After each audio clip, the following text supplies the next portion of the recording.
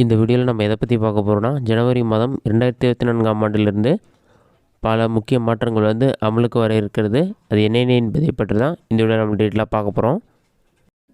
First UPI சம்மந்தமான அறிவிப்பு என்ன என்பதை பற்றி பார்க்கலாம். ஒரு வருடத்திற்கு ஆன்லைன் பரிவர்த்தனை செய்யவில்லை என்றால் பார்த்தீங்கன்னா, ஜனவரி 1ஆம் தேதி முதல் யூபிஐ பேமெண்ட் ஐடி செயலிழந்துவிடும் என்று அறிவிக்கப்பட்டுள்ளது. National payment corporation of India ஜனவரி 1 முதல் பார்த்தீங்கன்னா புதிய விதிகளை அமல்படுத்துகிறது.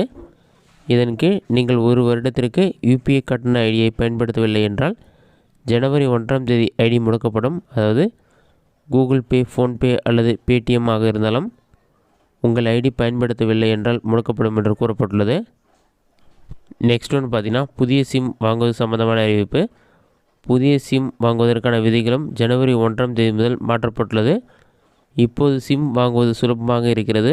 ஏனென்றால் புதிய சிம் வாங்குவதற்கு பார்த்தீங்கன்னா பயோமெட்ரிக் விவரங்களை கொடுக்க வேண்டாம்.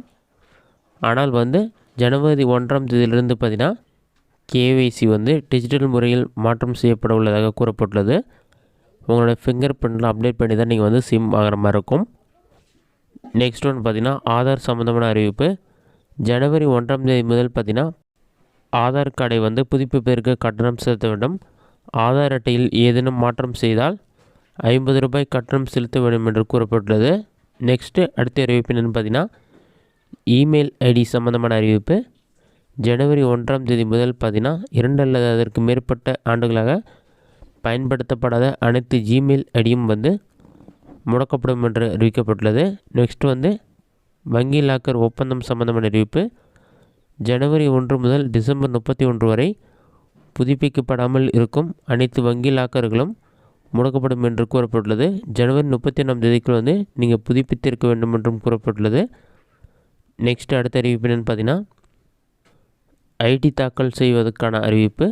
ஜனவரி 1 முதல் பார்த்தீங்கன்னா ஐடிஆர் தாக்கல் செய்வதற்கு அபராதம் செலுத்த வேண்டியிருக்கும்.